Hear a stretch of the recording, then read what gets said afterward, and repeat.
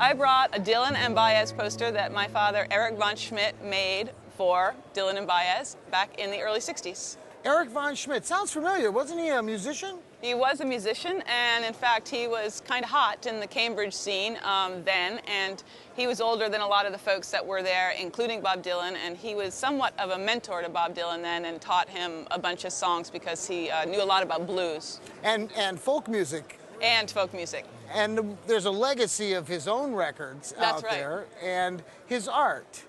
Besides being an important art poster, it's an important concert poster. Bob and Joan were really out there pushing the boundaries of folk music and protest music too at the time. So did your father have anything to do with all the protest music? Nah, he was a little more into partying than protest. Well, that's good because he taught them about how to craft songs and how to put on a good show.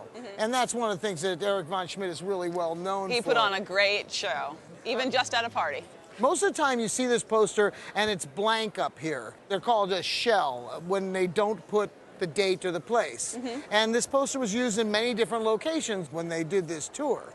And the one you brought in was for the New Haven Arena. That's a pretty big haul for two folk singers, wouldn't you think? Yeah, I would think so. Now, value-wise, there's several criteria. First off, the provenance of it being his copy of it, passed down to you, makes it a very unique piece.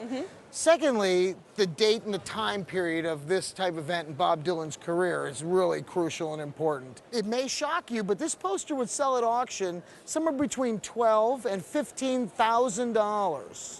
Oh my God, that does shock me. I can't believe it. God bless Bob Dylan.